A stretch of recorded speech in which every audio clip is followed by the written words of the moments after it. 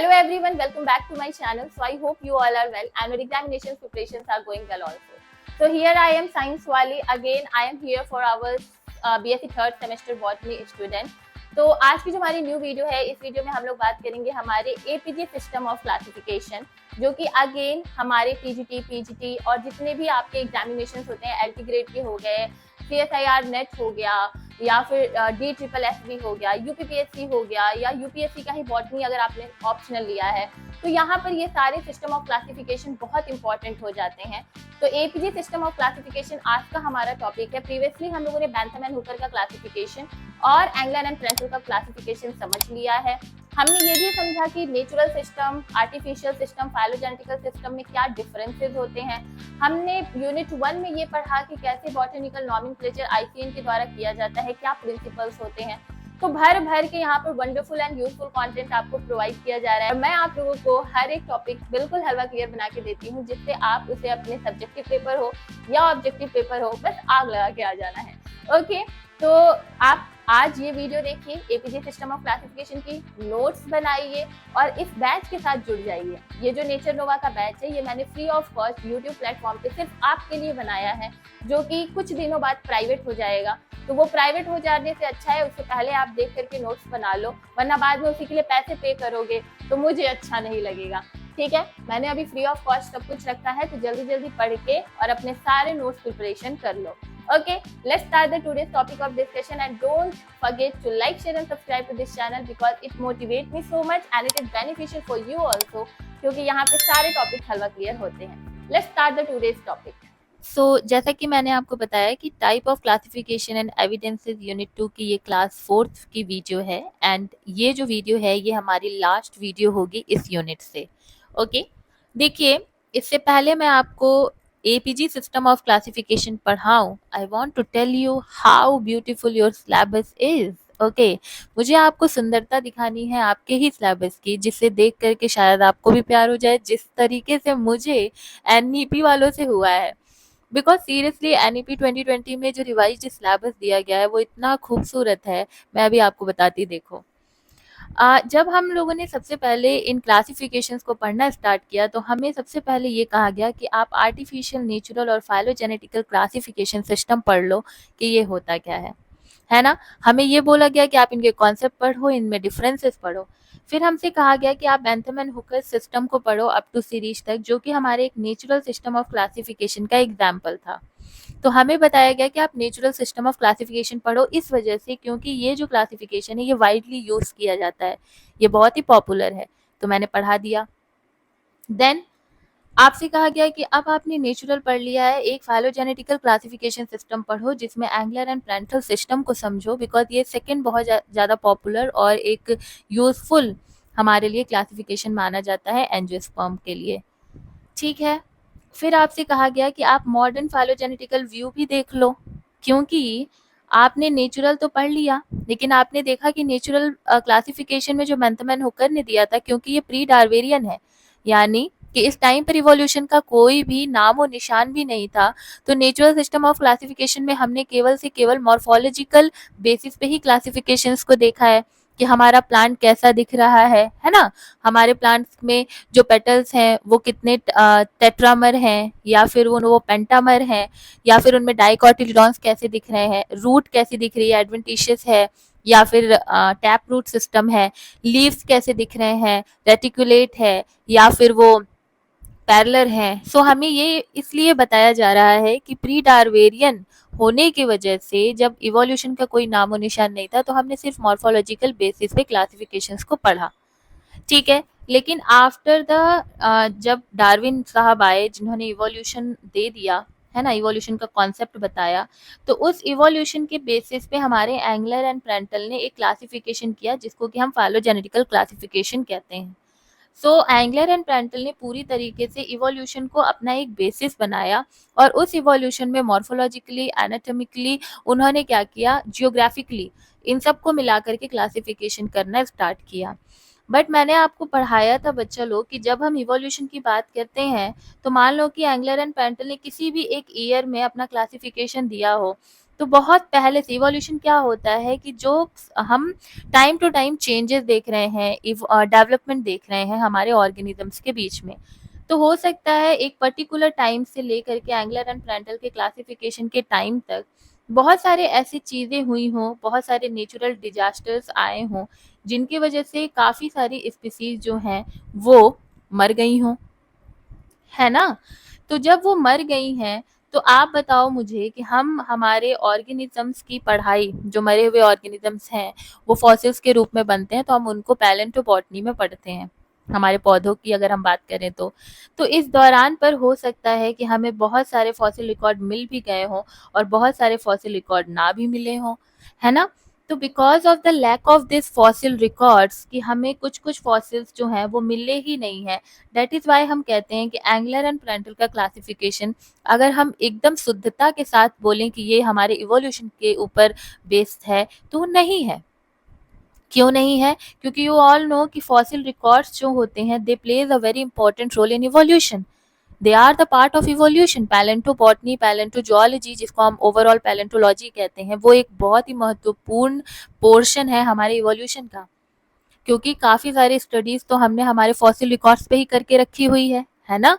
तो वो फॉसिल्स के खो जाने की वजह से, उन फॉसिल्स के लैक, कमी की वजह से हम कहते हैं कि जो हमारे एंगलर एंड प्रेंटल ने क्लासिफिकेशन किया है, वो बिल्कुल से शुद्धता के साथ एकदम से ऑथेंटिक नहीं है कि ये इवोल्यूशनरी बेसिस पे किया गया है। अब भैया ये बताओ कि अब एंगलर एंड प्रेंटल का भी सेम ही बात है कि ये बताइए कि अगर हमें फॉसिल्स कुछ मिल ही नहीं रहे हैं, तो हम उसके लिए क्या कर सकते हैं, है ना? तो उनका भी अपना बात कहना सही था, उनका भी क्लासिफिकेशन हमने देखा बिकॉज़ वो एक इवोल्यूशनरी बेस था। लेकिन ये जो गैप आ रहा है कि हमारे पास फॉसिल रिकॉर्ड्स नहीं मिल रहे हैं और उसके बावजूद जो एंगलर एंड प्रेंटल ने क्लासिफिकेशन पढ़ा, उसके आउटलाइन्स को हम पढ़ रहे हैं, उसके उसके हिसाब से हम एंजियोस्पर्म को समझ रहे हैं। तो इस लैक को मतलब हटाने के लिए, इस चीज़ की पूर्ति के लिए हमने क्या किया, हमने यहाँ पर मॉलिक्यूलर बायोलॉजी का यूज़ करना स्टार्ट कर दिया। यानी कि हमने ये नहीं कहा कि एंगलर एंड प्रेंटल ने इवोल्यूशन के बेसिस पे किया है तो उन्होंने कुछ गलत किया है, या हम उनको एक्सेप्ट नहीं करेंगे उनके क्लासिफिकेशन को। We will gonna accept the evolutionary basis of classification along with our new molecular biology techniques, है ना? हम क्या करेंगे, बहुत ज़्यादा ऑथेंटिसिटी के लिए अब क्या करेंगे, हम अपने मॉलिक्यूलर बायोलॉजी का यूज़ करेंगे, जिससे हमें मिलेंगे मॉलिक्यूलर डेटा, और उन डेटा के बेसिस पे हम क्या करेंगे, हम क्लासिफिकेशन करना स्टार्ट करेंगे अपने एंजियोस्पर्म्स के। Getting my point? तो हमने ये देखा कि जितना भी हमारा पुराना क्लासिफिकेशन रहा है, वो या तो भाई मॉर्फोलॉजिकल सिमिलैरिटीज तक लिमिटेड रहा है, या फिर वो कुछ थोड़े बहुत फाइलोजेनेटिकल डेटा पे बेसिस रहा है। तो एक कॉन्फ्लिक्टिंग नेचर हो जाने की वजह से वी थॉट कि क्यों ना हम मॉलिक्यूलर डेटा पे स्टडी करें, क्योंकि उससे ज़्यादा ऑथेंटिक तो कुछ नहीं होगा। I am giving you a very example, a real life example मैं आपको देती हूँ, जो शायद आप थोड़ा सा कनेक्ट कर पाओ। देखो, मान लो अ पेरेंट, ठीक है, तो मम्मी पापा हैं, ठीक है, अब किसी वजह से the male one is saying कि ये जो पर्टिकुलर बेटा है वो मेरा नहीं है, एंड द फीमेल वन वो इंसिस्ट किए जा रही है कि नहीं ये आप ही का बेटा है। तो बहुत बार हमने ये देखा है कि there are so much dispute between the parents, ये किसका बेटा है। और ये आप बेसिकली थोड़ा बहुत देखते हो गांव लेवल के साइड पे, जहाँ पर नॉलेज की कमी है, ठीक है।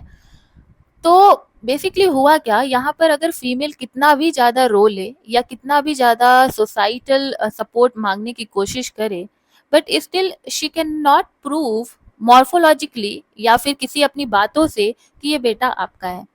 लेकिन अगर उसके पास ज्ञान होगा तो वो क्या कहेगी, चलिए मैं आपको मॉलिक्यूलर डेटा के बेसिस पे ये प्रूफ करके दिखाती हूँ कि आपका ही ये बेटा है, ठीक है। अब वो जाएगी डीएनए फिंगरप्रिंटिंग कराएंगी, एंड उसके बाद आप देखोगे कि वो सिद्ध हो जाएगा कि हाँ वो बेटा उन्हीं का है। ये मैंने इस वजह से आपको बताया कि आप समझो कि मॉलिक्यूलर बेसिस और मॉलिक्यूलर डेटास कितने ऑथेंटिक होते हैं कि ये इतने बड़े डिस्प्यूट को भी वो सॉल्व कर सकते हैं। I am just wanting to tell you कि मॉलिक्यूलर बेसिस को हमने यहाँ पर अपने जो फाइलोजेनेटिकल व्यू के साथ हमने क्या किया है, मर्ज किया है। तो वो बहुत एक इम्पॉर्टेंट वे है, उससे ज़्यादा ऑथेंटिसिटी आपको नहीं मिलेगी, ठीक है। तो इतना सारा जो पिछला कन्फ्लिक्टिंग चल रहा था कि ये ऐसे हुआ, वो वैसे हुआ, क्यों ऐसे क्लासिफिकेशन किया गया, उन सब चीज़ों को हटाने के लिए हमने क्या किया, हमने फाइलोजेनेटिकल व्यू देखा, और वो मॉडर्न फाइलोजेनेटिकल व्यू है। और याद रखना, मैंने जिस तरीके से याद रखा था, M for modern, M for molecular basis, ठीक है। जहां पर हमने मॉलिक्यूलर बेसिस प्लस फाइलोजेनेटिक, मैंने आपको बताया था कि ये इवोल्यूशन से रिलेटेड है ना। तो जब हम एंजियोस्पर्म्स के क्लासिफिकेशन को देखेंगे on the basis of our molecular data and evolution, तो वो हमारा एक मॉडर्न फाइलोजेनेटिकल व्यू होगा एंजियोस्पर्म के क्लासिफिकेशन का। Getting my point? नाउ आपके अंदर एक क्वेश्चन आ रहा होगा कि दीदी, what is this APG and what is this 4? ये क्या है, एपीजी 4 क्या है? तो वो भी मैं आपको बताऊंगी। सबसे पहले जो मैंने कहा उसकी थ्योरी आप देख लो। अर्लियर जितने भी क्लासिफिकेशन सिस्टम हुआ करते थे वो मॉर्फोलॉजिकली बेस्ड हुआ करते थे और काफ़ी ज़्यादा कन्फ्लिक्टिंग होते थे, यानी अक्सर एक दूसरे के विपरीत ही पाया जाते थे। हमें एक बीच की कोई लाइन नहीं मिल रही है, कोई सेंटर नहीं मिल रहा है जहाँ सारे के सारे क्लासिफिकेशन आकर के मर्ज हो पाए और हम कह सकें कि ये क्लासिफिकेशन बढ़िया है। अगर हम बेंथम एंड हुकर का क्लासिफिकेशन देखेंगे और एंगलर का मैंने आपको पढ़ाया, जब डिफरेंसेस पढ़ा रही थी तो आप देख रहे थे एक दूसरे से कितने विपरीत थे। तो हम कैसे समझे कि हमारे एंजियोस्पर्म के लिए कौन सा क्लासिफिकेशन हम फॉलो करें एज ए स्टूडेंट या एज अ टेक्सोनॉमिस्ट या as a botanist?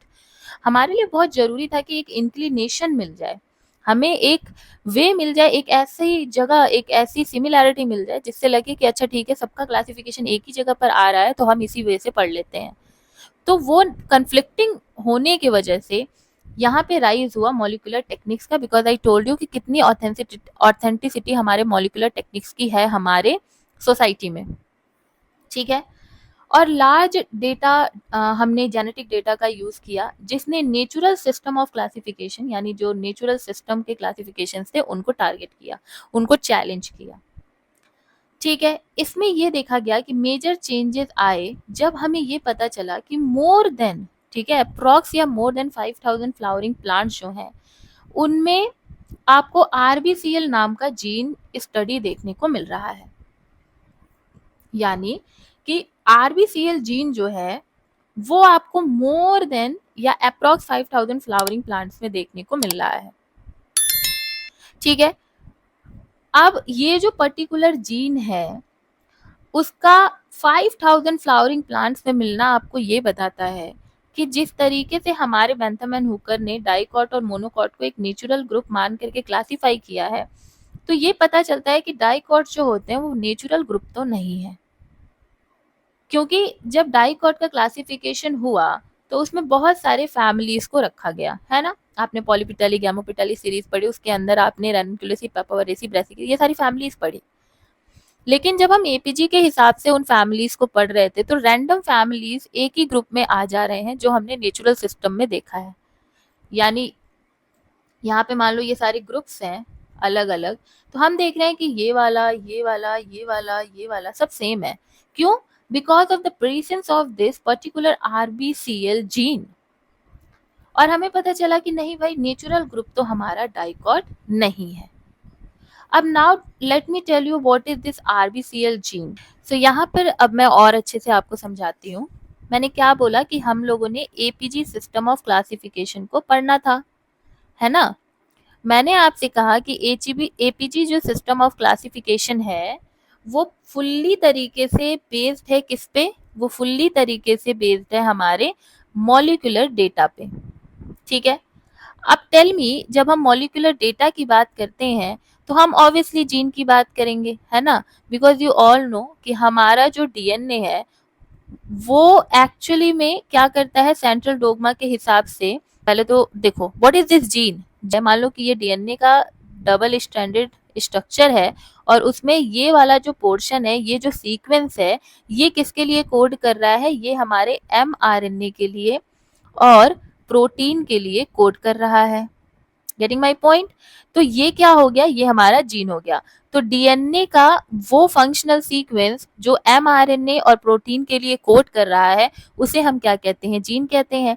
And you all know about the central dogma of molecular biology. तो क्योंकि हम यहाँ पर मॉलिक्यूलर डेटा की बात कर रहे हैं तो हम सेंट्रल डोग्मा की भी बात करेंगे। सेंट्रल डोग्मा में हम क्या पढ़ते हैं कि जो डीएनए होता है वो आगे चल करके हमारा एचएनआरएनए बनाता है, और एचएनआरएनए जो है वो आगे चल करके मॉडिफिकेशन करके एमआरएनए बनाता है, एंड देन आपको प्रोटीन मिलता है, और प्रोटीन का फर्दर क्या होता है, प्रोटीन मॉडिफिकेशन होता है। ये हमारा सेंट्रल डोग्मा है। इस प्रोसेस को हम क्या कहते हैं, इस प्रोसेस को हम कहते हैं ट्रांसक्रिप्शन। ठीक है, इसको हम ट्रांसक्रिप्शन कहते हैं। जब डीएनए से एचएनआरएनए बन रहा है, फिर हमारे एचएनआरएनए का पोस्ट ट्रांसक्रिप्शनल मॉडिफिकेशन होता है। फिर वो होने के बाद जब एचएनआरएनए एमआरएनए बन रहा होता है, तो उसके बीच में हम क्या देख रहे हैं, पोस्ट ट्रांसक्रिप्शनल मॉडिफिकेशन। फिर एमआरएनए से जब प्रोटीन बन रहा होता है, तो हम उस प्रोसेस को कहते हैं ट्रांसलेशन। और फिर जब पोस्ट ट्रांसलेशनल मॉडिफिकेशन के बाद हमें एक अच्छी खासी प्रोटीन मिल जाती है, जिससे फर्दर क्या होता है, हम देखते हैं कि हमारे बॉडी की डेवलपमेंट और ग्रोथ होने लगती है। तो सेम हमारे प्लांट्स में भी है ना, सेम ही है। अब बेसिकली ये जो डीएनए है, ये क्या है, डीएनए का फंक्शनल पार्ट जीन, जो आगे की पूरी प्रक्रिया करके प्रोटीन बना करके दे रहा है। तो वी आर टारगेटेड इस जीन को, कि ये जो जीन है हम इसकी स्टडी करेंगे, है ना, हम इसकी स्टडी करेंगे। एंड अब हम इसके बाद, इसकी स्टडी करने के बाद हम क्या करेंगे, कंक्लूड करेंगे हमारे एंजियोस्पर्म के लिए एक अच्छा सा क्लासिफिकेशन। गेटिंग माई पॉइंट, कि हमने जीन को क्यों उठाया, क्योंकि protein is the building block of the cell, पूरी बॉडी प्रोटीन से ही तो बनी है, समझ रहे हो, तो इसीलिए हम जीन को उठाएंगे। अब मैं आपको बता रही हूँ कि जो जीन है, जो हमारा जीन है, उसको यहाँ पर दो तरीके के जीन को लिया गया। ठीक है, हमारी एंजियोस्पर्म की क्लासिफिकेशन के लिए दो तरीके के जीन को लिया गया, जिसका क्या नाम है, जिसका नाम है एक था हमारा क्लोरोप्लास्ट का जीन, ठीक है, एक हमारा क्लोरोप्लास्ट के डीएनए का जीन लिया गया, और दूसरा न्यूक्लियर जीन लिया गया। ठीक है, अब बात समझो, हमने क्या बोला कि दो तरीके के जीन लिए गए, एक क्लोरोप्लास्ट के डीएनए का जीन लिया गया और एक न्यूक्लियर जीन लिया गया। समझ गए, क्लोरोप्लास्ट किसमें पाया जाता है, प्लांट में पाया जाता है। जो हमारा क्लोरोप्लास्ट डीएनए जीन है, उसमें आपको दो तरीके के जीन देखने को मिल रहे हैं। एक है आपका एटीपी बी जीन, और एक है आपका आरबीसीएल, जो अभी मैंने आपको पढ़ाया। और न्यूक्लियर जीन में you have your R, okay मुझे भी याद करने दो, आर डीएनए। ठीक है, समझ में आ गया। तो क्लोरोप्लास्ट जो हमारा क्लोरोप्लास्ट का जो जीन है, वो दो तरीके से एटीपी बी और आरबीसीएल को उठाया गया पढ़ने के लिए, और साइमल्टेनियसली उसी टाइम पे एक न्यूक्लियर जीन को भी पढ़ा गया, जिसका नाम है आर डीएनए। इनके अगर मैं आपको फुल नेम की बात करूं कि इनका नाम क्या है, ठीक है, तो हमारा जो एटीपी बी है, एटीपी बी है, उसका क्या नाम है, उसका नाम है ATPH beta, ATPH, wait a minute मेरा पेन चल नहीं रहा है, ATPH beta, okay, ATPH beta subunit. ठीक है, ATPH beta subunit gene, ये हो गया हमारा एटीपी का फुल फॉर्म। अब आरबीसीएल क्या है, आरबीसीएल है हमारा राइबोसोमल, प्लीज ये सारी चीजें नोट करते चलना, बहुत दुख होगा अगर आप नहीं नोट करोगे तो इसीलिए यार इसको प्लीज नोट करना। इसका राइबोसोमल नहीं, राइबुलोज बाईफॉस्फेट, ठीक है, ribulose biphosphate carboxylase, carboxylase form L gene, ये इसका फुल फॉर्म है। और ये तो हमारे क्लोरोप्लास्ट वाले की बात हो गई, ये दो किसके थे, क्लोरोप्लास्ट जीन है जो एक्सट्रैक्ट किए गए हैं हमारे क्लोरोप्लास्ट से। तीसरा क्या था, आर डीएनए, जो कि एक न्यूक्लियर डीएनए हमने, लाइक आर जीन, जो कि हमने उठाया था हमारे न्यूक्लियस से, न्यूक्लियर इसको बोलेंगे। तो इसका क्या नाम है, राइबोसोमल डीएनए, राइबोसोमल डीएनए। इन तीन जीन को हमने उठाया था। ठीक है, अब आप सभी को पता है कि जब हम जीन की बात करते हैं तो हम उसमें क्या पढ़ रहे होते हैं, हम बेस पेयर्स वगैरह की तो पढ़ाई कर रहे होते हैं।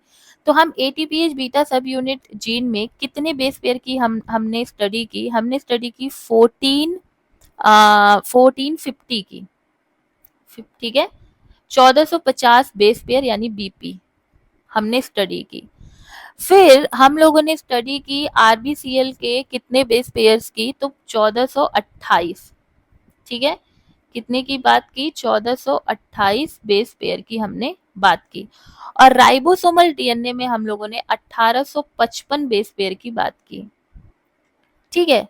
इतने बेस पेयर को हम लोगों ने पढ़ा। तो टोटली अगर हम बात करें तो 37-34 बेस पेयर जो है उसकी स्टडी हम लोगों ने कर ली। इसको कैलकुलेट कर लेना और कैलकुलेट में आपका टोटल आ जाएगा।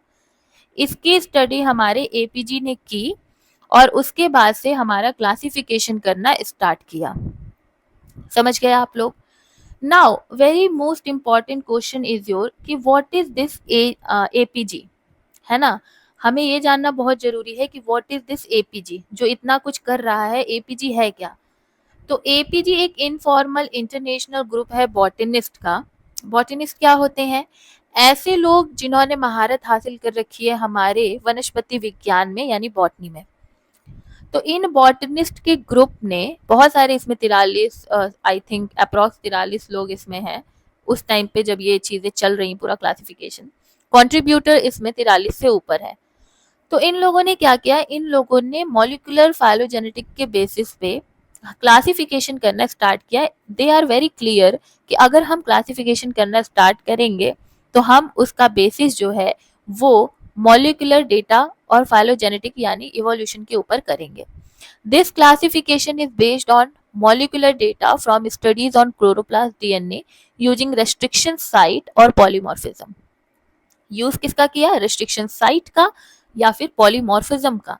और हमने क्लोरोप्लास्ट के डीएनए और न्यूक्लियर डीएनए का यूज करके हमने स्टडी करना स्टार्ट कर दिया था। हमने नहीं, एपीजी ने, ठीक है। सबसे पहले फर्स्ट पब्लिश जो क्लासिफिकेशन एपीजी जो ग्रुप है, इंटरनेशनल ग्रुप है, उनके द्वारा दिया गया वो 1998 में दिया गया, जिसको हमने एपीजी फर्स्ट कहा। फिर उसको रिवाइज किया गया एपीजी सेकंड जिसने हमने कहा, तो वो 2003 में रिवाइज कर दिया गया, कुछ चेंजेस लेकर के आए गए। फिर इसका भी रिवीजन हुआ हमारे 2009 में, जिसको हमने एपीजी थर्ड कहा क्योंकि तीसरी बार रिवीजन हो रहा था, ठीक है। और फिर 2016 में एक लास्ट रिवीजन हुआ एपीजी फोर्थ जिससे हमने कहा, और ये लेटेस्ट है, इसी को हम लोग पढ़ते हैं आजकल की दुनिया में। अब इसके बाद हो सकता है कुछ सालों बाद फिर से रिवीजन हो जाए, इट कैन बी पॉसिबल, ठीक है। Because I told you in the first video I think कि हमारा नेचर एक बर्निंग क्या है, लाइब्रेरी है। एक देखो, बर्निंग लाइब्रेरी मतलब क्या कि ये पूरा हमारा नेचर हो गया, ठीक है। और हमसे कहा गया कि जाओ और मान लो कि ये पूरी लाइब्रेरी का एक बुक शेल्फ है, बहुत सारी बुक्स रखी हुई हैं यहाँ पे, ठीक है, बहुत सारी बुक्स रखी हैं, और आपको कहा गया कि आप जाओ यहाँ से पढ़ना स्टार्ट करो। आप यहाँ से पढ़ रहे हो, अब आपके ऊपर है कि आप कितना जल्दी यहाँ तक लास्ट वाले कॉर्नर तक पहुंचोगे और सारी बुक्स को खत्म करोगे, ये आपके ऊपर है। लेकिन अगर मान लो कि इधर आग लग जाए, ठीक है, इधर आग लग जाए, तो आप क्या इधर की बुक्स पढ़ पाओगे क्या? आप तो यहीं तक रह रहे हो, अगर आपकी स्पीड अगर कम है तो आप तो यहीं तक रह जाओगे, इधर की बुक पढ़ ही नहीं पाओगे, क्योंकि यहाँ पे आग लगना ऑलरेडी स्टार्ट हो चुका है। तो आग धीरे धीरे इधर पहुंचती ही जाएगी और बुक्स की जो काउंट है वो कम होती जाएगी, और जैसे ही बुक्स की काउंट कम होगी ना, आपको पता ही नहीं चलेगा कि इधर कौन सी बुक रखी हुई थी, किस पब्लिकेशन की बुक थी, किस ऑथर की बुक थी, और वो खत्म हो जाएगी। तो वैसे ही हम लोग हो गए यहाँ पे डिस्कवरर। अगर हम लोगों ने स्पीसीज को डिस्कवर करना है तो बहुत जल्दी जल्दी डिस्कवर करना है, वरना हम रह जाएंगे एक ही कॉर्नर में, दूसरा कॉर्नर जो है वो पूरी तरीके से एक्सटिंक्ट हो जाएगा। हमें पता ही नहीं चलेगा कि कोई स्पीसीज किसी नाम, मतलब एक स्पेसिफिक किसी नाम की स्पीसीज जीवित भी रहा करती थी कभी, क्योंकि हमने तो ना देखा है, ना सुना है, ना जाना है। डिस्कवर करेंगे तभी तो होगा। तो इसीलिए डिस्कवरी करना बहुत ज्यादा जरूरी है। एंड दैट इज वाई जब न्यू न्यू चीजें डिस्कवर होती हैं, न्यू न्यू हमें ग्रुप्स मिलते हैं, फैमिलीज मिलती हैं, तो रिवीजन होना बहुत ज्यादा लाजमी बात है, ठीक है। और ये रिवीजन हो किस बेसिस पे रहे? तो हमारे मॉलिक्यूलर डेटा के बेसिस पे। अब हमारा जो एपीजी सिस्टम ऑफ क्लासिफिकेशन है ये फोकस करता है मोनोफाइलेटिक ग्रुप पे. What is this monophyletic group? जब मैं आपको फिनेटिक्स एंड क्लैडिस्टिक पढ़ाऊंगी वहां मैं आपको ये चीजें बताऊंगी, तो इसको आप वहां के लिए छोड़ दो. जब मैं वहां पढ़ाऊंगी तो आपके साथ डिस्कस करूंगी इस वाली लाइन को कि what are this monophyletic group. Basically monophyletic में हम क्या देखते हैं कि हम इवोल्यूशन देखते हैं, जिस इवोल्यूशन में हमारे जितना एंसेस्टर हैं, ठीक है, ये ओ ए बी सी डी, तो हम एंसेस्टर की भी पढ़ाई करते हैं, ठीक है, और उनसे निकले हुए जितने लीनियजेस मतलब कि उनके डिसेंडेंट, हम उनकी भी पढ़ाई करते हैं. तो वो पूरा एक ग्रुप मोनोफाइलेटिक ग्रुप कहलाता है. यानी मोनोफाइलेटिक ग्रुप्स ऐसे ग्रुप्स होते हैं जहां पर हम कॉमन एंसेस्टर भी पढ़ते हैं और उनके सभी के सभी डिसेंडेंट के बारे में भी देखते हैं. और ये जो मोनोफाइलेटिक ग्रुप्स हैं इनको हम रिकॉग्नाइज करते हैं मॉर्फोलॉजी के बेसिस पे, एनाटॉमी के बेसिस पे, एम्ब्रियोलॉजी के बेसिस पे, पैलिनोलॉजी के बेसिस पे, साइटोलॉजी के बेसिस पे, फाइटोकेमिस्ट्री के बेसिस पे एंड मॉलिक्यूलर डेटा के बेसिस पे. Are you getting my point? तो एपीजी क्या है? एपीजी कुछ नहीं है. एपीजी एक इनफॉर्मल इंटरनेशनल ग्रुप है. ग्रुप यानी कई लोगों का समूह है. इंटरनेशनल यानी अंतरराष्ट्रीय ग्रुप है, जहां पर हम टुगेदर देखते हैं कि एपीजी वाले लोग मिलकर के अपनी नॉलेज के हिसाब से प्लांट के रिलेशनशिप को क्लासिफाई करना चाहते हैं. और उन्होंने ही डिस्कवर किया है एक फाइलोजेनेटिकल स्टडी जो कि पूरी तरीके से मॉलिक्यूलर डेटा पे बेस्ड है. हमने एंगलर एंड प्रेंटल में क्या पढ़ा कि इवोल्यूशनरी की बेसिस ठीक है, लेकिन इवोल्यूशन में भी हम क्या ले रहे थे प्लांट स्पीसीज का? मॉर्फोलॉजी, एनाटॉमी, जियोग्राफिकल भी, है ना? यही तो हम तीन चीज लेकर के पूरा क्लासिफिकेशन कर दिए. यहाँ हम क्या ले रहे हैं कि हम इवोल्यूशन तो करेंगे, हम इवोल्यूशन के बेसिस पे हम करेंगे, लेकिन हमारा जो बेसिस होगा इवोल्यूशन में भी वो मॉलिक्यूलर डेटा होगा. समझ गए? जिससे कि जो गैप आ रहे हैं थोड़े बहुत फॉसिल रिकॉर्ड्स के वो कम हो पाए. ठीक है, तो टेक द स्क्रीनशॉट. अब डेवलपमेंटल टाइमलाइन की अगर मैं बात करूं तो यहाँ पर भी मैं बहुत सारी चीजें नोट डाउन कराने जा रही हूँ, तो आपको उसे नोट डाउन करना पड़ेगा, वरना फिर नोट्स आपके अच्छे नहीं बन पाएंगे. ठीक है, एपीजी 1 की हम बात करते हैं. एपीजी 1 सबसे पहले तो 1998 में आया और इसको इंट्रोड्यूस इसी ने कोर प्रिंसिपल जो हमारे एपीजी सिस्टम ऑफ क्लासिफिकेशन का है उसको इस्टेब्लिश किया. ठीक है, और इस सिस्टम ऑफ क्लासिफिकेशन में 40 ऑर्डर्स की बात की गई थी. ठीक, अब एडिशनल नॉलेज लिखो हमारे एपीजी 1 की. चलो लिखो, जल्दी लिखो, यहाँ से एक भी चीज छूटना नहीं चाहिए. तो एपीजी जो फर्स्ट है, सबसे पहली बात कि ये फर्स्ट हमारा फाइलोजेनेटिकल सिस्टम ऑफ क्लासिफिकेशन है. ठीक है, फर्स्ट फाइलोजेनेटिकल क्लासिफिकेशन इसको बोला गया. ठीक है, सेकेंडली हमने इसको देखा पब्लिश होते हुए. हमारे पब्लिकेशन इसका किस में हुआ? Annuls of Mysuru botanical garden, बीजी यानी बॉटनिकल गार्डन, वॉल्यूम 85. तो यहां पर इसकी पब्लिश जो है, पब्लिशमेंट इसकी देखी गई कि एपीजी फर्स्ट को किस बॉटनिकल गार्डन के किस वॉल्यूम में जाकर के पब्लिश किया गया, यानी किस वॉल्यूम में जाकर लिखा गया. पब्लिश यानी कि लिखा गया. वो हमारा annals of Mysuru botanical garden volume 85. ठीक है, जैसा कि हमने बताया कि यहाँ पर 40 ऑर्डर्स की बात की गई है ना. ऑर्डर्स क्या है मैं आपको बता दूं. जब हम सिस्टम ऑफ क्लासिफिकेशन करते हैं तो वहां पर हम केपीसी ऑफ जीएस पढ़ते हैं ना, के पी की जगह डी लगा देंगे, जीएस के पी सी, एक मिनट, ऑफ जीएस.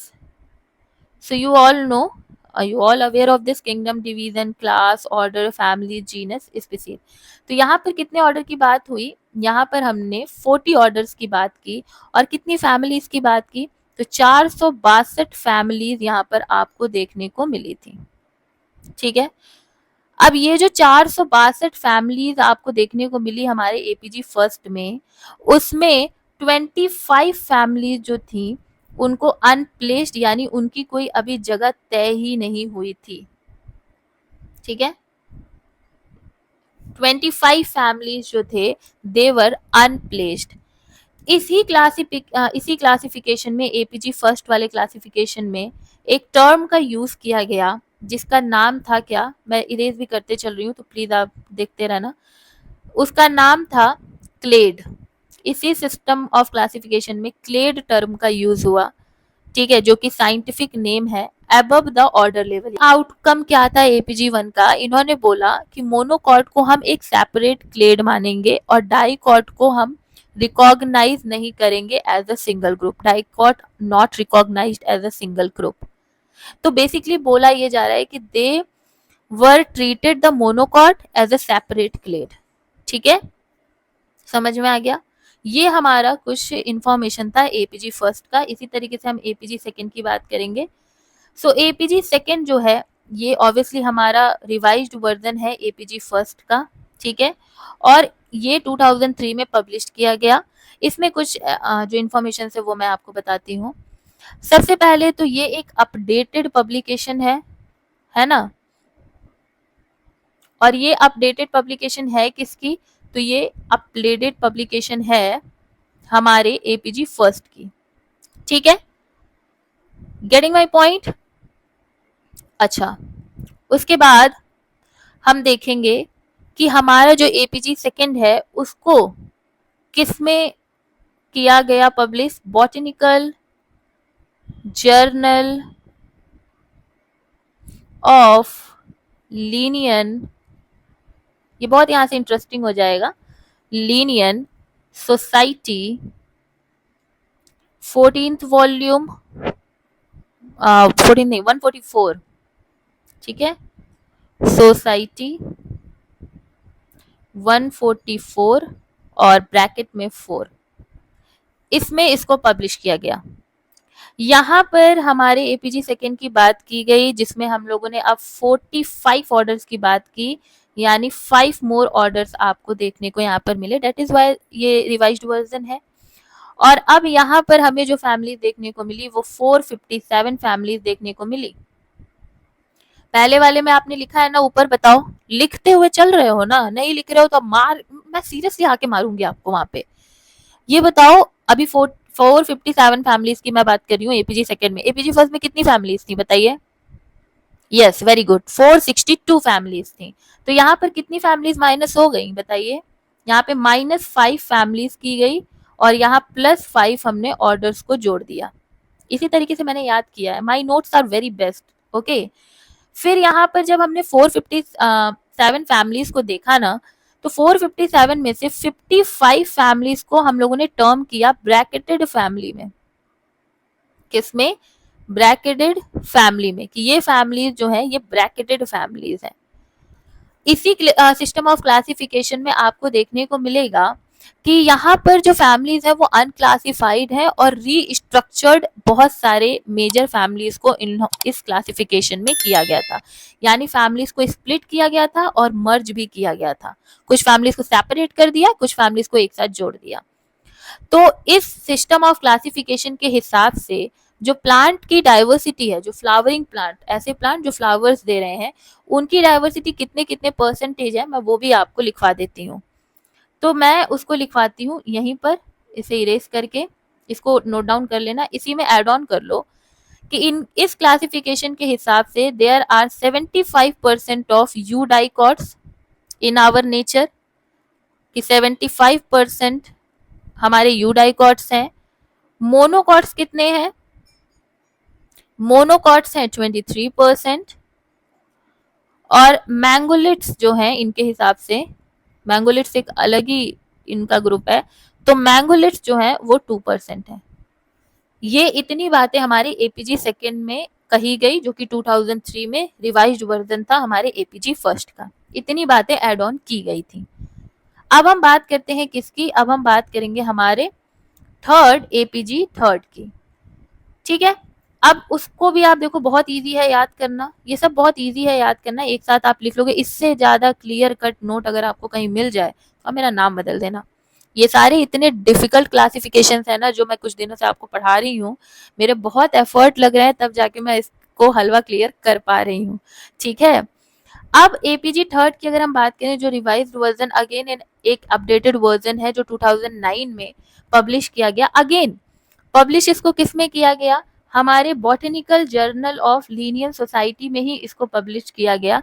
लेकिन 161 आपका यहाँ पर जो वॉल्यूम है वो क्या है, 144 की जगह पर 161 है। तो ऐसे याद रख लेना। सेम ही जिसमें एपीजी सेकंड को किया गया था पब्लिश, उसी में एपीजी थर्ड और एपीजी फोर्थ को भी किया गया था, सिर्फ वॉल्यूम अलग अलग है।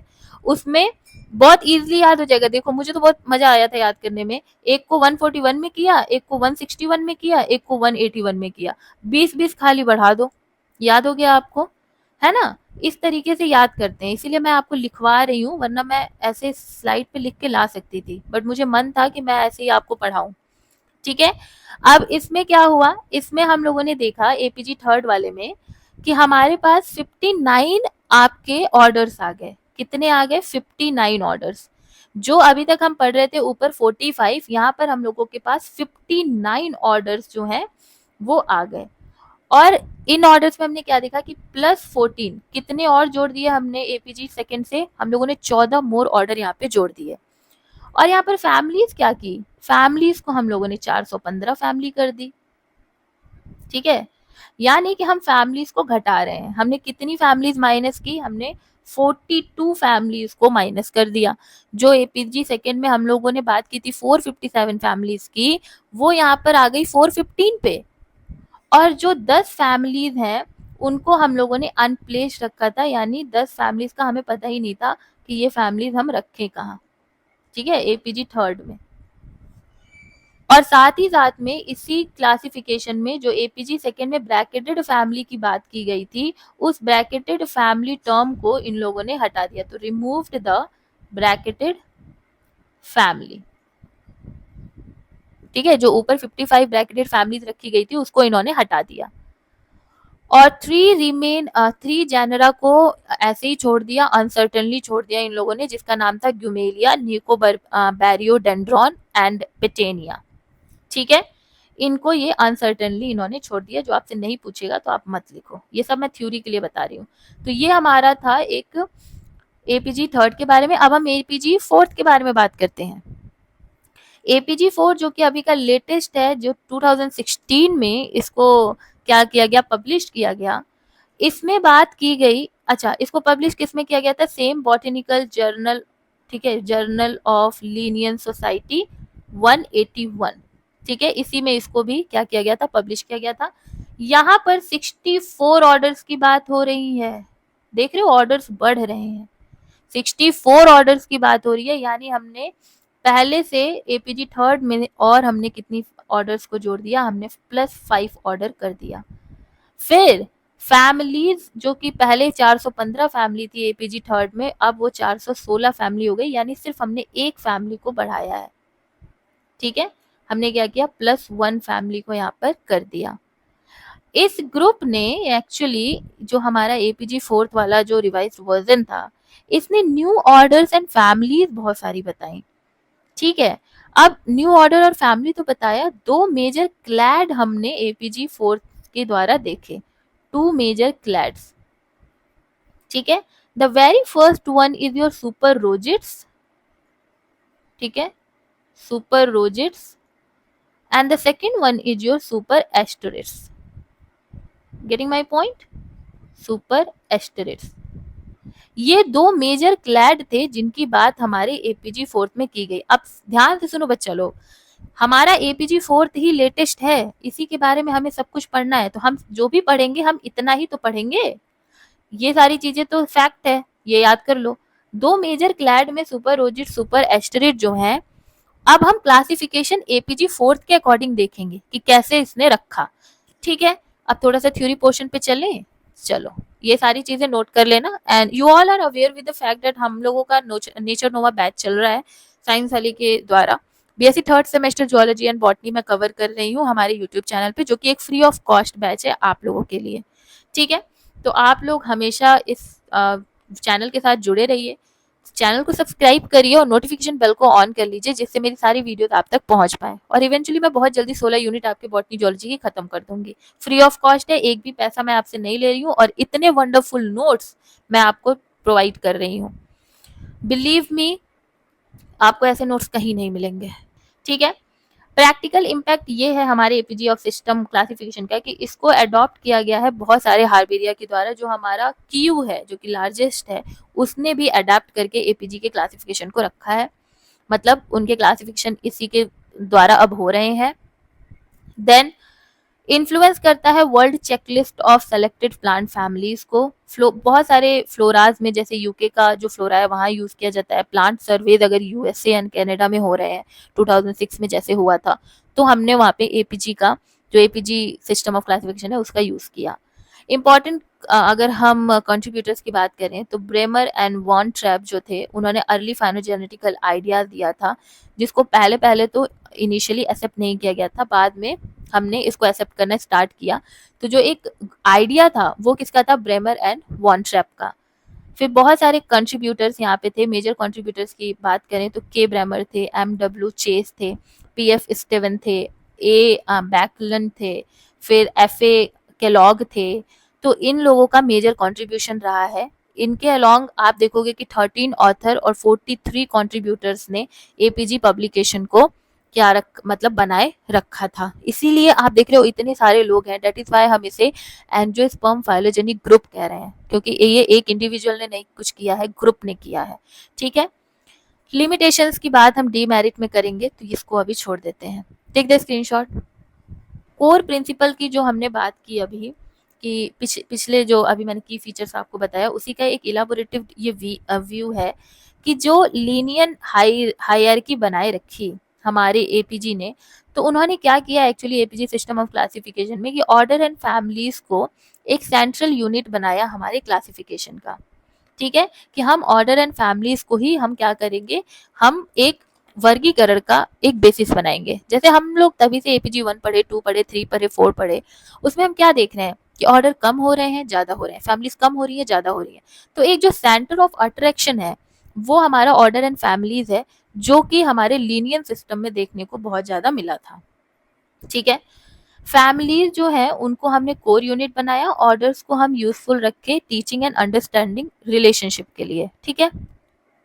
फिर सेकंड है स्ट्रिक्ट मोनोपोली, यानी कि देखो बहुत ही स्ट्रिक्टली इन्होंने एपीजी ग्रुप ने बता रखा है कि हम केवल मोनोफाइलेटिक ग्रुप्स को ही पढ़ेंगे। मैं बार बार कह रही हूँ, ये सारे टर्म्स आगे आपके क्लियर हो जाएंगे।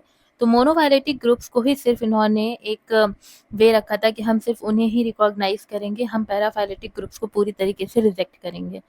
फिर ब्रॉड एक अप्रोच था, ठीक है, जिसमें हमने देखा कि प्रेफर इन लोगों ने किया था फ्यूअर लार्ज ऑर्डर्स को, जिससे कि एक प्रैक्टिकल यूज़ हो पाए। जैसे कि 40 ऑर्डर का इन लोगों ने एपीजी 1 में यूज़ किया था। और अगर हम देखें एपीजी 1 में 40 ऑर्डर का यूज़ किया, और हम उसी टाइम पे देख रहे थे कि तख्ता जान का जो क्लासिफिकेशन था उसमें 232 ऑर्डर्स का इन लोगों ने जिक्र किया था। तो एपीजी ने 40 ही ऑर्डर उस समय बताया। अवॉइड किया वैसे ऑर्डर्स को जिसमें कि केवल एक फैमिलीज थी, या सिर्फ ऐसी फैमिलीज को जिसमें केवल एक जीनस थे। तो ऐसे मोनोपोली को इनको ज़रूरत नहीं थी कि सिर्फ एक फैमिली या एक जीनस वाले ऑर्डर या फैमिली को हम रखेंगे। तो इसको बिल्कुल तरीके से अवॉइड कर दिया था। इन्होंने टर्म्स क्लेड को यूज़ किया आफ्टर द ऑर्डर, कि ऑर्डर के बाद जो भी होगा वो क्लेड होंगे अबव ऑर्डर। ठीक है, अबव ऑर्डर यानी कि ओके, सो जो मैंने आपसे कहा ना KPC ऑफ GS, ठीक है, तो इन लोगों ने क्या किया, इन लोगों ने बोला कि जो के किंगडम है, जो डिवीज़न है, जो क्लास है, इनको हम पूरी तरीके से क्या कहेंगे, हम क्लेड कहेंगे। ठीक है, उसके बाद जितनी बातें होंगी वो फैमिली, जीनस एंड स्पीसीज की होंगी।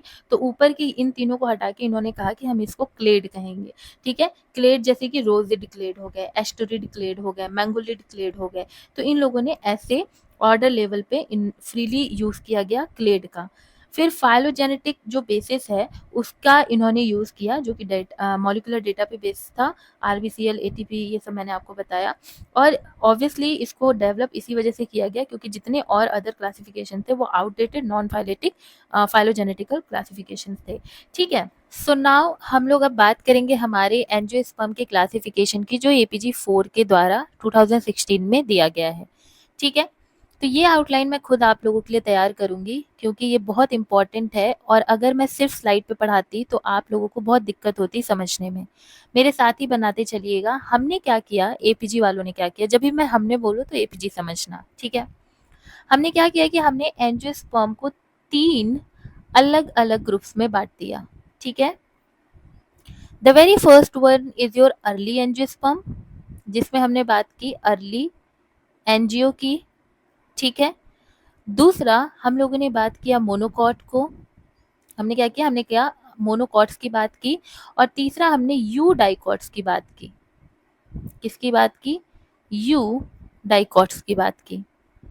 अब मेरा एक बात समझो, सब में हम क्या करेंगे, जैसा मैंने आपको पढ़ा है कि ऑर्डर एंड फैमिलीज को इन्होंने सेंटर ऑफ अट्रैक्शन माना था, तो सब में हम पहले ऑर्डर एंड फैमिलीज की बात करेंगे, किसमें कितने ऑर्डर्स हैं, किसमें कितनी फैमिलीज हैं। देखो, अर्ली एंजियोस्पर्म ने हम लोगों ने 8 ऑर्डर्स को देखा, और साथ ही साथ 8 ऑर्डर्स के साथ हम लोगों ने 26 फैमिलीज को देखा। ठीक है, प्लेसिंग की गई थी 8 ऑर्डर्स एंड 26 फैमिलीज की हमारे अर्ली एंजियोस्पर्म में। 11 ऑर्डर्स प्लस 77 फैमिलीज की प्लेसिंग की गई थी मोनोकॉट्स में, एंड यूडाइकॉट्स में 45 ऑर्डर्स एंड 313 फैमिलीज की प्लेसिंग की गई है यू डाइकॉट्स में। ठीक है, समझ गए ना? अब देखो, अर्ली डाइकॉट्स में एना ग्रेड रखा गया। क्या रखा गया? एना ग्रेड। अभी बताऊंगी क्या होता है एना ग्रेड। प्लस हमारे 2 क्लेट्स को रखा गया, जिसमें पहला है मैंगलोनिड। ठीक है, मैंगलोनिड। और प्लस तीसरा है क्लोरेंथस। क्या है? क्लोरेंथेल्स आप बोल सकते हो, क्लोरेंथेल। इनकी प्लेसिंग हमारे अर्ली एंजियोस्पर्म में की गई। वहीं हमारे मोनोकॉट में प्लेसिंग की गई बेसल मोनोकॉट्स की। ठीक है, इसमें सभी के सभी बेसल मोनोकॉट्स रखे गए, प्लस इसमें लिलीलॉइड्स रखे गए, लिलीलॉइड्स रखे गए, अभी बहुत अच्छे से समझ आ जाएगा। प्लस हम लोगों ने इसमें रखा कॉमीलिनिड्स को। ठीक है, इनकी प्लेसिंग मोनोकॉट में हो गई। नाउ हम बात करेंगे हमारे यू डाइकॉट्स में कि यू डाइकॉट्स में किसको किसको रखा गया। तो यू डाइकॉट्स को हम लोगों ने अगेन क्लासिफाई किया 3 ग्रुप में। The very first one is your early diverging group, early diverging group. ठीक है, the second one is your super rosid, super rosid. ठीक है, and the third one is your super asterids, super asterids. ठीक है, इनकी placing की गई। फिर से हम ऑर्डर एंड फैमिलीज देखेंगे क्योंकि ये बड़ा ग्रुप है ना। इसमें 7 ऑर्डर्स रखे गए और 17 फैमिलीज रखी गई, एफ फॉर फैमिली। यहाँ पर 18 ऑर्डर्स रखे गए और 150 फैमिली रखी गई। ठीक, और यहाँ सुपर एस्टेट्स में 20 ऑर्डर्स रखे गए और साथ ही साथ 146 फैमिलीज। जरा जोड़ लो तो 18 और 7 कितना होता है बताइए? 18 और 7 कितना होता है? 19, 20, 21, 22, 23, 24, 25, 25 होता है। और 20 और जोड़ लो 45। तो यू डाइकॉट्स में मैंने देखो कितने ऑर्डर्स लिखवाए हैं, यहाँ पे देखो 45 लिखवाया है। फैमिलीज जरा एक बार जोड़ लो तो, फैमिलीज जोड़ो। 17 फैमिली 150 फैमिली कितनी हो जाएगी? 100, लाइक 167 फैमिली। 167 फैमिलीज में 141 और जोड़ दीजिए, कितना हो जाएगा बताइए? हमारे पास 313 फैमिलीज जो है वो आपको देखने को मिल जाएंगी, जो कि ऑलरेडी मैंने यहाँ पे लिखवा रखा है। तो ऐसे 313 फैमिली को क्या किया गया था? बांटा गया था। समझ में आ गई? क्लैरिटी मिली? अब देखो, यहाँ अर्ली डाइवर्जिंग ग्रुप में रखा गया ईडीई, ईडीई को रखा गया, प्लस यहाँ पर रखा गया सिरेटो, सिरेटो फिलेल्स को। ठीक है, और प्लस रखा गया डाई लेनियल्स को। इनकी प्लेसिंग की गई। सुपर रोजेट्स में हमने रखा सेक्सी फ्लोरेल्स, सेक्सी फ्रेजेल्स को। ठीक है, और हमने रखा रोजेट्स को क्योंकि रोजेट्स का ही ग्रुप है। थर्ड सुपर एस्टरिस में हमने 3 को रखा, जिसका नाम है बर, बे, डियो ठीक है, बर्बेडियो, एक मिनट, बर्बेडियोप्साइडेस, बर्बेडियोप, ऐसे ही नाम तोड़ तोड़ के पढ़ना, बर्बेडियोप साइडेल्स, ये रखा। प्लस हमने क्या रखा, हमने रखा सेनेटेल्स, सेनेटेल्स, और प्लस हमने किसको रखा, कैरोफिलेल्स, ये सब ऑर्डर्स हैं, कैरोफिलेल्स,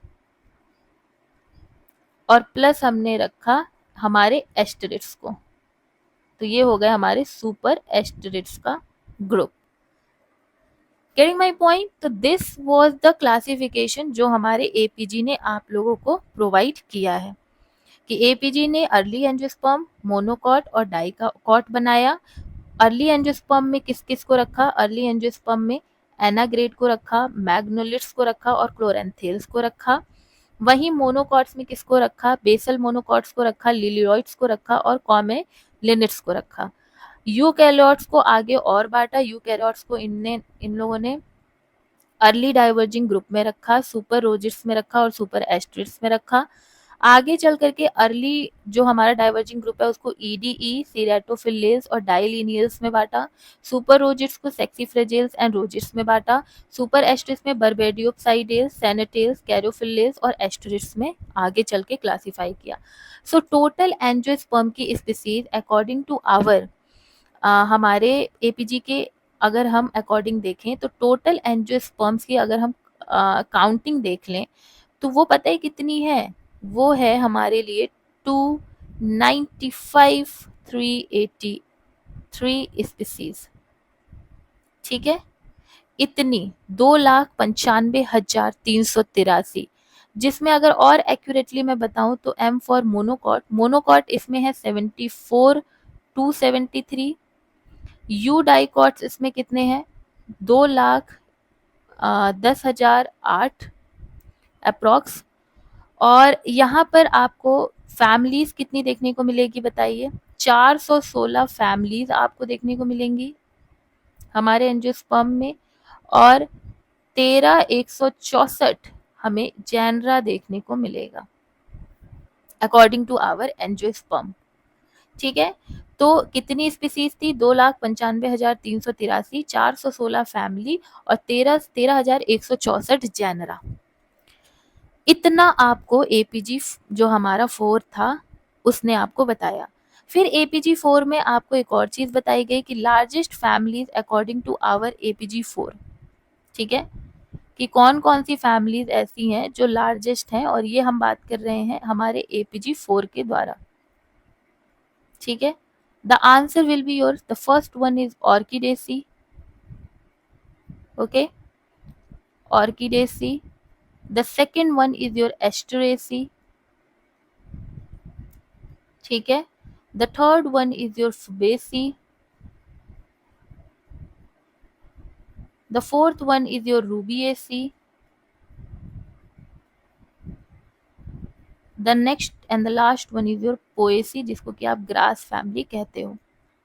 तो ये चीजें भी आपको याद रखनी है। ऑर्किडेसी जो है वो सबसे बड़ी एंजियोस्पर्मिक फैमिली है अकॉर्डिंग टू एपीजी 4, फिर एस्टरेसी, फिर फुबेसी, फिर रूबिएसी एंड देन उसके बाद पोएसी।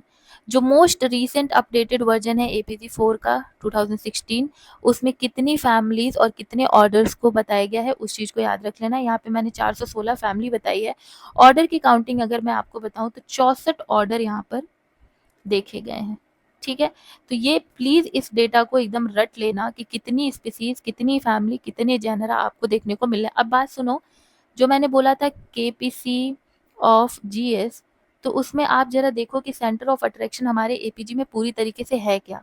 हमने बात कर ली यहाँ पे कि स्पीसीज कितनी है, 2,95,383, जेनरा कितना है 13,164, फैमिली कितनी है 416, ऑर्डर कितने हैं 64, और ऊपर के जितना भी ये हैं किंगडम, डिवीजन एंड क्लास, इनको ये लोग क्या बोल रहे थे एपीजी में, क्लेड। क्लेड जैसे कि मैंगोलिड हो गया, रोजिड हो गया, एस्टोरिड हो गया, ये सारे क्या है, क्लेड हैं। तो जिसको जिसको प्रेफरेंस दी गई है उसकी उसकी आपको काउंट भी यहाँ पर बताई गई है। ठीक, तो ये सब भी आपको क्या करते चलना है, स्क्रीनशॉट करते चलना है। Orchidaceae, Asteraceae, Fabaceae, Rubiaceae and Poaceae, ये सब पूछा जाता है तो याद रखिएगा। अब जो क्लासिफिकेशन मैंने आपको बताया वो एक बहुत ही इलाबोरेटेड वे ऑफ क्लासिफिकेशन है। अगर आपको अपनी कॉपी में क्लासिफिकेशन लिखना है तो वो क्लासिफिकेशन आप लिख सकते हो, बहुत ही क्लैरिटी वाली क्लासिफिकेशन है। बट अगर आपको एक शॉर्ट वे में एपीजी के क्लासिफिकेशन को लिखना है तो अब जो मैं पढ़ाने जा रही हूँ वो देखिए। एपीजी फोर्थ जो हमारा 2016 का क्लासिफिकेशन है उसमें बात की गई है बेसल एंजियोस्पर्म की और मिज़ेनियोस्पर्म की। ठीक है, बेसल एंजियोस्पर्म को हम एनाग्रेड कहते हैं। क्या कहते हैं? एनाग्रेड। एनाग्रेड में क्या क्या नाम है? A N A. ठीक है, ए मतलब क्या है? ए मतलब है एम्बोरियल्स, एन मतलब निम्फियल्स और ए मतलब ऑस्ट्रोबैरियल्स। ठीक है, ये सभी के सभी जो हैं वो सब पैराफाइलेटिक है एंड फॉर्म करते हैं एक बेस ऑफ एंजियोस्पर्म फाइलोजेनी। ठीक है, तो ये सब लाइंस आपको पढ़ने की जरूरत नहीं है, जस्ट आपको याद रखना है एनाग्रेड में ए एन ए क्या है। तो ये तीन आपको यहाँ पर एम्बोरियल्स, निम्फियल्स और ऑस्ट्रोबैलियल्स, तो ये सब ऑर्डर हैं। ठीक है, ये किस में आ जाएंगे? अर्ली एंजियोस्पर्म में आ जाएंगे जो मैंने आपको पढ़ाया था। उसके बाद आपके मीज़ेंजियोस्पर्म्स की अगर हम बात करें तो इसमें आते हैं जितने भी एनाग्रेड के बाद बचे हुए एंजियोस्पर्म हैं वो सभी, जिनको 5 क्लैड में बांट दिया गया, जिसका नाम है क्लोरेंथेल्स, जिसमें एरोमेटिक प्रिमिटिव हमारे फ्लावरिंग प्लांट्स को रखा गया, मैग्नोलिड जिसमें मैग्नोलिया, पीपर, लॉरिएसी इनको रखा गया, मोनोकॉट्स जिसमें ग्रासेस, पाम एंड ऑर्किड्स को रखा गया, सेरेटोफिल्लेस जिसमें एक्वेटिक फ्लावरिंग प्लांट्स को रखा गया जैसे सेरेटोफिलम, एंड यूडाइकॉट्स जिसमें लार्जेस्ट क्लेड इसको माना जाता है और इसमें most of the flowering plants को रखा गया। यानी कि हमारे पास एना ग्रेड आ गया, एना ग्रेड के बाद वी हैव मैग्नोलिड्स, उसके बाद क्लोरेंथेल, उसके बाद मोनोकॉट, उसके बाद सिराटोफिल्लेस, उसके बाद हमारे यू डाइकॉट। अब यू डाइकॉट बहुत ज़्यादा बड़ा है और मैं आपको यू डाइकॉट पढ़ाऊंगी। यू डाइकॉट्स में आप देखोगे कि फ्रॉम रेननक्यूलस, रेनन क्यूल्स यहाँ पे बोला जाता है, रेनल क्यूल्स से लेकर के हमारे जितने भी राष्ट्र एस्टेरिड तक आपको यू डाइकॉट देखने को मिलेंगे। अभी मैं आपको बता दे रही हूँ। फिर यू डाइकॉट्स जैसे ही आप आते हो तो उसमें आपको सुपर एस्टेरिड्स और सुपर रोजिट्स जो हैं, ये दो सुपर क्लेट्स आपको देखने को मिलते हैं जो कि मेजर डिवीजन है। Getting my point? Now general scheme में हमने क्या देखा कि सबसे पहले हम एनाग्रेड रखते हैं, फिर हम मैग्नोलिड्स रखते हैं, फिर हम मोनोकॉट को रख देते हैं जिसमें बीच में क्लोरेंथेल भी आ जाता है, फिर यू डाइकॉट को रखते हैं। यू डाइकॉट को हमने स्प्लिट किया था, बताओ किसमें किसमें? अर्ली डाइवर्जिंग ग्रुप में, सुपर रोजिट्स में और सुपर एस्ट्रिस में। तो फिर हम उसको उस तरीके से स्प्लिट कर देंगे और ऐसे करके आपका पूरा एपीजी सिस्टम ऑफ क्लासिफिकेशन जो है वो तैयार हो जाता है। So if you want to connect with me on Telegram तो आप मुझे टेलीग्राम पे ज्वाइन कर सकते हो, सर्च कर लेना साइंस वाली 09, या ये स्कैन कर लोगे तो भी पहुंच जाओगे। अगर if you want to know me personally तो आप इंस्टाग्राम पे भी मुझे फॉलो कर सकते हो, सिंपली archer09, एंड ये स्कैन करके आप मेरे इंस्टाग्राम पे भी पहुंच सकते हो। फॉलो और ज्वाइन करते हो तो मुझे बहुत अच्छा लगता है, मोटिवेशन मिलता है, तो ज़रूर से ज़रूर मुझे इंस्टाग्राम पे फॉलो करिए और टेलीग्राम पे भी आप ज्वाइन कर सकते हैं। ठीक है, टेलीग्राम पे मैं एपीजी का कुछ एपीजी ही नहीं, मैं सारे सिस्टम ऑफ क्लासिफिकेशंस के कुछ कुछ नोट्स वहाँ पे भेजूंगी, तो वो पढ़ लेना। अब देखिए यहाँ पर आपको अब बहुत ज़्यादा क्लैरिटी मिल जाएगी जो इतने देर से मैं आपको बता रही हूँ। सी, अब हम बात करते हैं एना ग्रेड की। ठीक, सबसे पहले हमने देख रहा है ए एन ए, तो ये क्या हो गया? ये हमारा क्या हो गया? ये हो गया एना ग्रेड, है ना? ये तीन क्या है बताइए? Wait, this is our ANA grade. ठीक है, उसके बाद बताइए कि जब हमने एंजियोस्पर्म यहाँ पर देखा था बच्चा लोग, टेल मी, जब हमने ये एंजियोस्पर्म आपको पढ़ाया तो यहाँ हमने क्या बोला आप लोगों से कि सबसे पहले एना ग्रेड होगा, मैंगोलिड्स होगा, क्लोरेंथेल होगा। यानी एना ग्रेड से लेके मैंगोलिड क्लोरेंथल तक हमने अर्ली एंजियोस्पर्म देखा। ठीक, तो हम सेम चीज़ करेंगे, हमने एना ग्रेड देख लिया, हमने मैंगोलिड देख लिया, हमने क्लोरेंथेल देख लिया। तो ये बताओ ये क्या है? ये हमारा अर्ली एंजियोस्पर्मिक ग्रुप है ना? और उसमें भी ये तीन क्या है? ये हमारे एना ग्रेड हैं। फिर मैंने आपको क्या बताया बताइए? हमने मोनोकॉट्स के बाद हमने जितना भी अब यहाँ से यहाँ तक देखेंगे, ठीक है, जितना भी हम यहाँ से यहाँ तक देखेंगे, इट्स ऑल यू डाइकॉट। ठीक है, ये सब क्या है, यूडाइकॉट। और याद करो यूडाइकॉट को हम लोगों ने early diverging group, super rosids and super asterids में बदला था, है ना। तो अब हम वही आपको बताने जा रहे हैं कि अर्ली डाइवर्जिंग ग्रुप में हमने क्या देखा था, रेननक्यूलस देखेंगे, प्रोटील्स देखेंगे, ट्राइकोडेंड्रॉल्स देखेंगे, ठीक है, बक्सेल्स देखेंगे, और फिर हम देखेंगे ग्यूनरेल्स, ठीक है। यहाँ तक आपको क्या देखने को मिल रहा है, यहाँ तक आपको देखने को मिल रहा है पूरी तरीके से early diverging group. Getting my point, ये सभी के सभी हमारे क्या है, अर्ली डाइवर्जिंग ग्रुप हैं। उसके बाद बताइए, अर्ली डाइवर्जिंग ग्रुप के बाद हमने सुपर रोजिट्स देखा था क्या? अर्ली डाइवर्जिंग में ये बताओ डाइलेनियल्स था या नहीं था, बताओ बताओ। डाइलेनियल्स था ना, तो हम डाइलेनियल्स को भी रखेंगे ना, इसीलिए मैं बोल रही हूँ नोट्स बनाते चलो। फिर हमने क्या देखा, हमने देखा कि हमारे पास सुपर रोजिट्स थे और सुपर एस्ट्रिट्स थे। सुपर रोजिट्स में हम लोगों ने सेक्सी फ्रेजिल्स एंड रोजिट्स देखा, तो ये सुपर रोजिट्स हो गए। और उसके बाद हमने क्या देखा, सुपर एस्ट्रिस देखा। एस्ट्रिस में हमने बारबेडियोप्साइडेल्स देखा, सैनिट्रिल्स देखा, कैरोफिलेस देखा, एंड उसके बाद एस्ट्रिस देखा। यही तो था ना हमारा पूरा का पूरा क्लासिफिकेशन, बताओ, यही था ना। तो this is what your whole angiospermic classification according to your APG। समझ आ रहा है?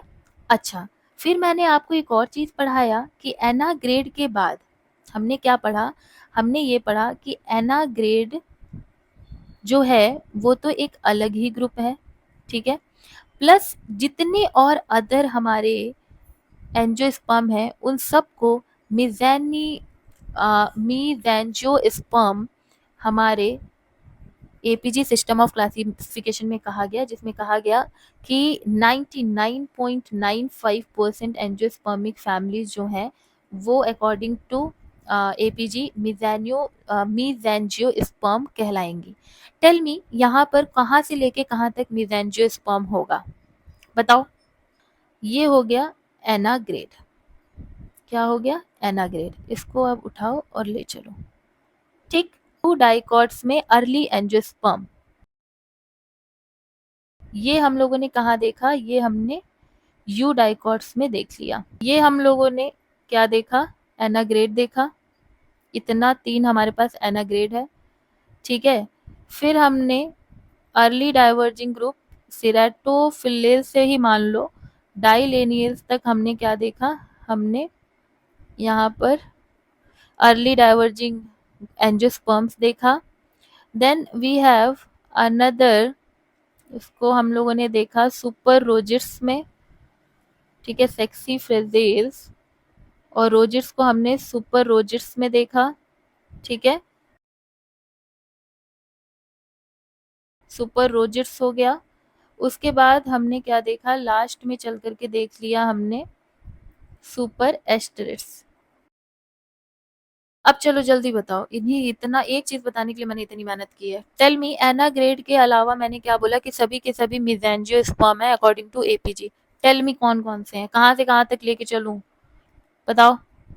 फ्रॉम दी मैग्नोलिटिड्स, है ना, from the magnoliids to the, like from here magnoliids to the last asterids, हमारे पास सभी के सभी मीज़ेंजियोस्पर्म है।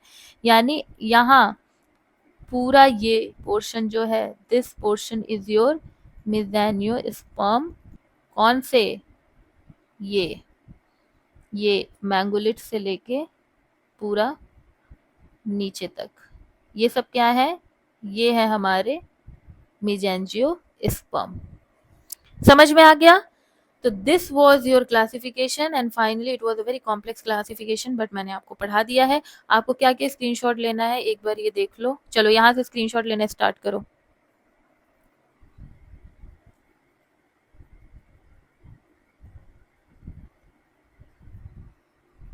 ठीक है ना।